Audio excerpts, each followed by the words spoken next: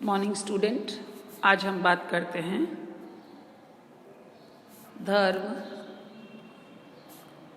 का सामाजिक सिद्धांत।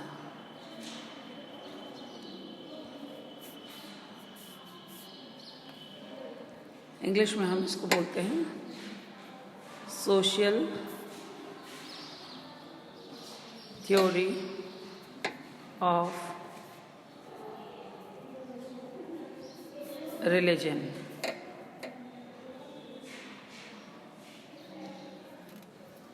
दुर्किम ने धर्म की उत्पत्ति से संबंधित विभिन्न सिद्धांतों की आलोचना इस आधार पर की कि धर्म एक सामाजिक तथ्य है। दुर्किम के अनुसार धर्म क्या है? दुर्किम के अनुसार धर्म एक सामाजिक तथ्य है। Religion is a social fact और उसकी उत्पत्ति में सामाजिक कारकों का भी हाथ रहा है।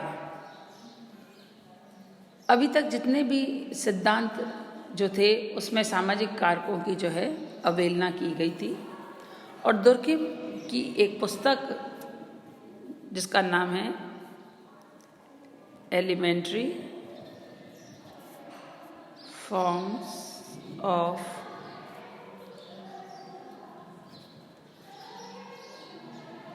Religious life.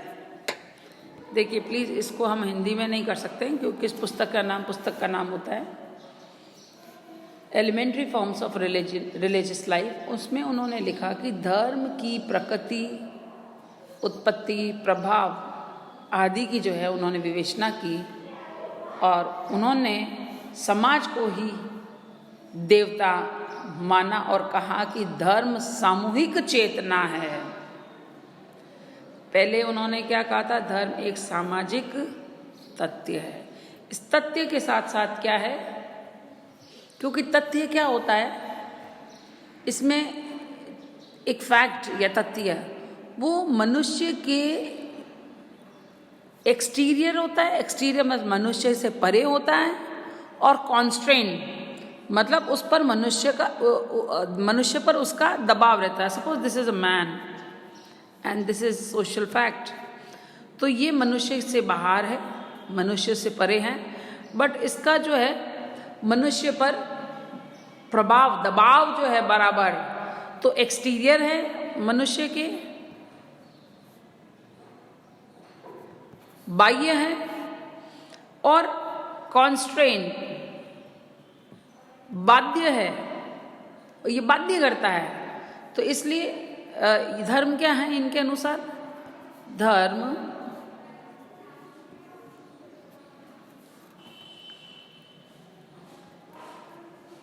सामूहिक चेतना का प्रतीक है। उन्होंने लिखा है कि आदिम मानव जितना बुद्धिमान नहीं था, वो बहुत ज़्यादा बुद्धिमान नहीं था कि वह प्राकृतिक और अलौकिक घटनाओं को उसी रूप में समझे जिस रूप में इस सिद्धांत के प्रतिपादकों ने समझाया।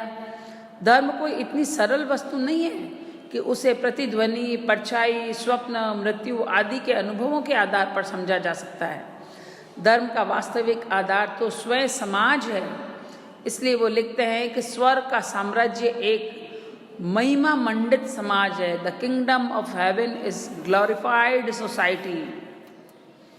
दुर्किम ने उनके जो गुरु है फस्टेल डिकोलास का भी प्रभाव पड़ा, जिसने अपनी पुस्तक द एंशिएंट सिटी में ये तर्क दिया कि यूनानी और रोमन धर्म का विश्वास उनके सामाजिक संगठन के विकास के साथ साथ हुआ। दुर्किम के जो गुरु रहे फस्टेल, उन्होंने पुस्तक लिखी थी द एंशिएंट सोसाइटी, और उन्होंने उसमें बताया कि किस प्रकार यूनानी और रोमन जो समाज रहा है, उनका जो सामाजिक संगठन, जो जैसे जैसे सामाजिक संगठन का विकास हुआ वैसे वैसे जो है धर्म का विकास हुआ। पहले परिवार अपने पूर्वजों की पूजा करता था, नगर के उदय के साथ सामूहिक अनुष्ठान होने लगे। दुर्किम का मानना था कि व्यक्ति का व्यक्तित्व, या हम ये कहें व्यक्ति का व्यक्तिगत जीवन जो है वो आमोद प्रमोद पूर्ण एवं आकर्षक नहीं था, परंतु जब वह सामूहिक जीवन में सम्मिलित हुआ तो वह जीवन में सरलता आ जाती है और विशेष सुख का अनुभव करता है। दुर्किम का मानना है कि बिलीव्स, विश्वास एवं अनुष्ठान, रिचुअल को ही धर्म में सम्मिलित करते हैं। और विश्वास दो प्रकार के होते हैं, पवित्र व अपवित्र, सेक्रेड एंड प्रोफेन। धर्म को नो डाउट सामूहिक चेतना, बट उन्होंने ये भी माना है कि धर्म क्या है, कि धर्म जो है वह एक तरीके से हम ये कह सकते हैं कि विश्वास या विश्वासों, जिसको हम इंग्लिश में कहते हैं बिलीफ्स एवं अनुष्ठानों को धर्म में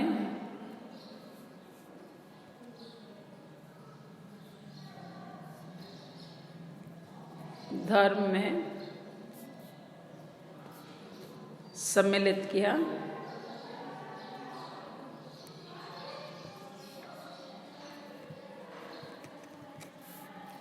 और उन्होंने विश्वास को, जिसको हम बिलीफ कहते हैं, दो भागों में बांटा।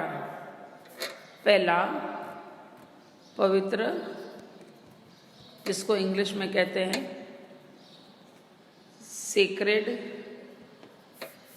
और दूसरा अपवित्र,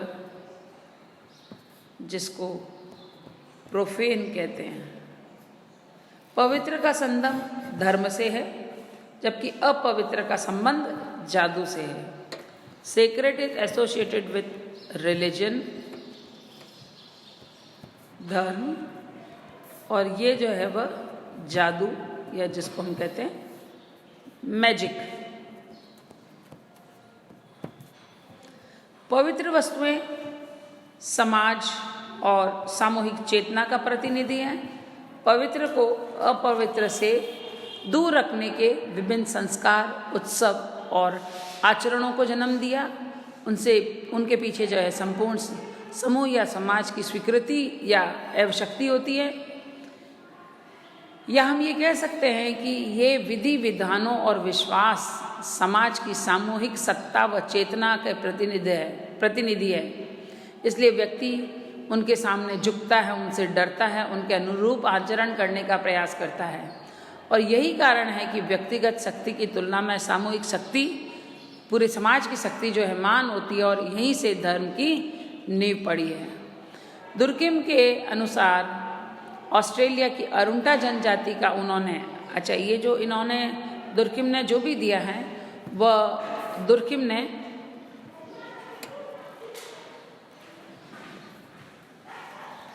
अरुंटा जनजाति का एग्जाम्पल दिया।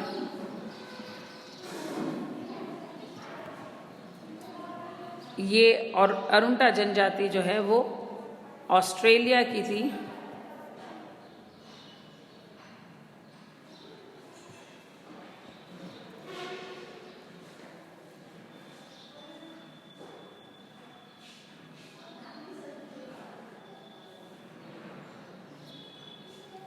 और इसमें उन्होंने ये बताया है कि किस प्रकार आदिम लोगों को धार्मिक अनुभव, सामूहिक उत्तेजना, जिसको हम कहते हैं ग्रुप एक्साइटमेंट के कारण हुए।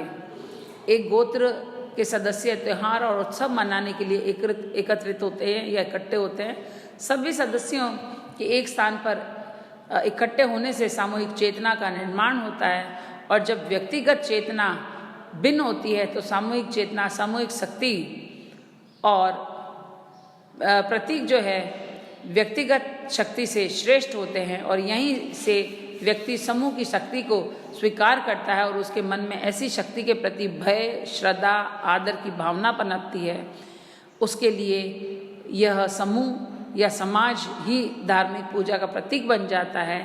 इस प्रकार व्यक्तिगत जीवन एवं सामूहिक जीवन में वेद ने ही मानव को समाज की शक्ति का अनुभव कराया और इसी शक्ति को ईश्वर समझने लगे। कई बार आप एग्जाम्पल लेते हो कि सब जने बैठे थे या सब जने ऐसे थे, मैं सब लोगों के सामने ऐसा बोल नहीं पाई या ऐसा कर नहीं पाई। इसका मतलब दूसरे लोगों या जो वहाँ जो उपस्थित लोग हैं उनकी शक्ति जो है, या जैसा अब सब कर रहे थे वैसा मुझे करना पड़ा, क्योंकि उनकी जो शक्ति है उसके आगे आपकी शक्ति, आपकी इच्छा जो है वो गौण रहती है। सामूहिक शक्ति जो इम्पोर्टेंट हो जाती है। टोटेइज्म या टोटमवाद दुर्खिम ने पवित्र या अपवित्र को समझने के लिए टोटमवाद का सहारा लिया। यद्यपि टोटम को धर्म की उत्पत्ति के लिए उत्तरदायी मानने वाले कई अन्य विद्वान भी हैं, जैसे McLennan, Lubbock, Tylor, Spencer, Frazer, Freud, Robertson, Smith आदि। फ्राइड ने 1913 में टोटम एंड टेबू नामक एक किताब लिखी और दुर्खिम ने भी इसे अपने सिद्धांत के सहायक और आवश्यक तत्व के रूप में स्वीकार किया। आपने कहा कि ऑस्ट्रेलिया की अरुंटा जनजाति सबसे आदिम जनजाति है। उनमें टोटमवाद प्रचलित था और टोटमवाद ही समस्त धर्मों का प्रारंभिक स्तर रहा है। यह टोटम को इस प्रकार स्पष्ट करता है कि टोटमवाद नैतिक कर्तव्य और मौलिक विश्वासों का वह समूह है जिसके द्वारा समाज पशु, पौधे और प्राकृतिक वस्तुओं के बीच में एक पवित्र अलौकिक संबंध स्थापित करता है। आदिवासी यह मानते हैं कि टोटम में अलौकिक शक्ति का निवास है जो सामाजिक जीवन को नियंत्रित करता है। टोटम से संबंधित विभिन्न धारणाएं, विश्वासों और संगठन को टोटमवाद कहा जाता है। दुर्खिम ने टोटमवाद की विशेषताएं बताई हैं, वह इस प्रकार है। जैसे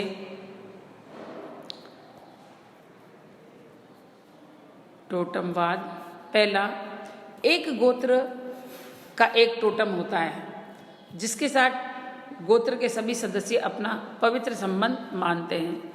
तो एक गोत्र का एक टोटम,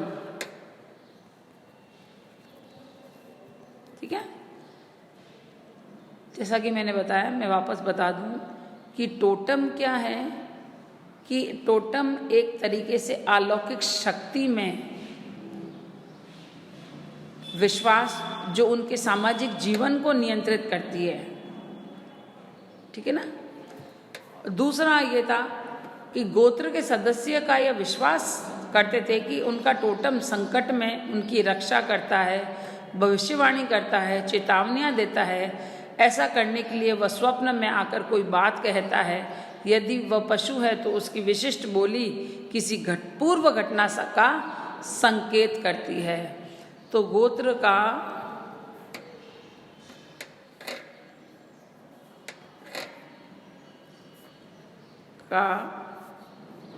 टोटम में विश्वास, दूसरी उसकी विशेषता।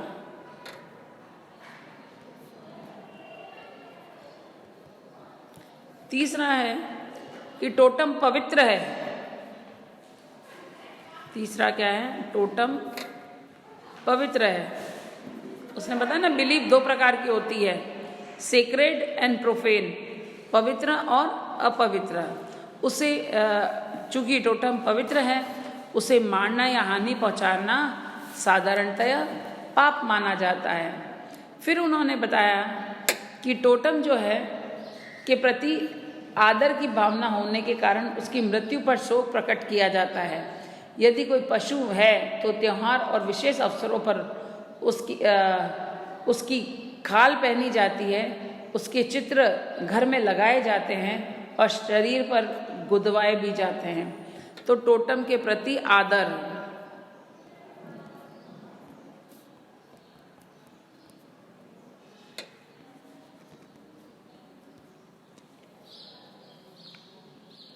पांचवा है कि टोटम संबंधी नियम का उल्लंघन करने वालों की सामाजिक निंदा की जाती है और नियमों का पालन करने वाला का सम्मान होता है।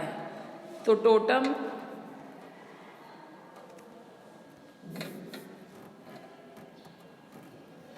संबंधी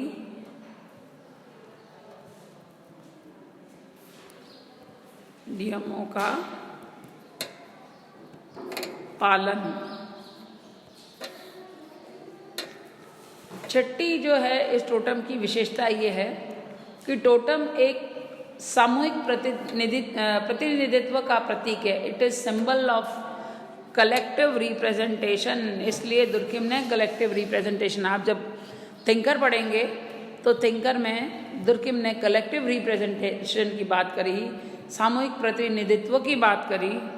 टोटम सामूहिक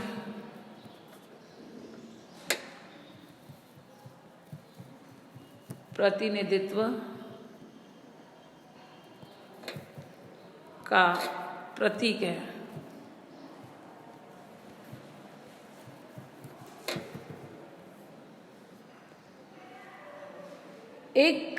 यह एक गोत्र के सदस्यों को नैतिक बंधन में बांधता है। एक टोटम को मानने वाले अपने आप को भाई बहन मानते हैं और वे टोटम बहिर्विवाह का पालन करते हैं, यद्यपि बहिर्विवाह का नियम सदा ही नहीं माना जाता है। तो दुर्खिम ने टोटम को ही धर्म की उत्पत्ति का आधार माना है और सामूहिक प्रतिनिधित्व का प्रतीक माना है। धर्म का संबंध व्यक्तिगत जीवन से न होकर सामूहिक जीवन से होता है, जबकि जादू का संबंध व्यक्तिगत जीवन से होता है। जो लोग धर्म में विश्वास करते हैं उनको धर्म एकता के सूत्र में बांधता है और इसी प्रकार दुर्खिम ने धर्म की जो परिभाषा कही है वह इस प्रकार है कि धर्म पवित्र वस्तुओं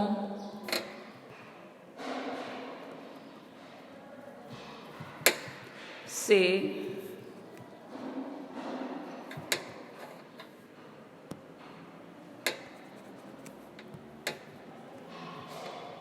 संबंधित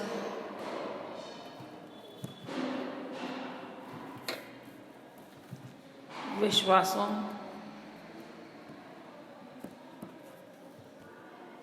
और आचरणों की संपूर्ण व्यवस्था है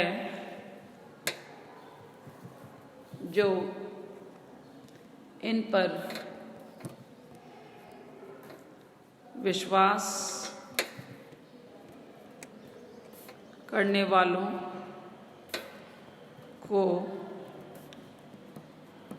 एक नैतिक समुदाय में संयुक्त करती है। या हम ये कह सकते हैं कि दुर्खिम के सिद्धांत जो है वह इस प्रकार है कि धार्मिक प्रतिनिधित्व सामूहिक प्रतिनिधित्व की ही अभिव्यक्ति है। समाज का विचार ही धर्म की आत्मा है।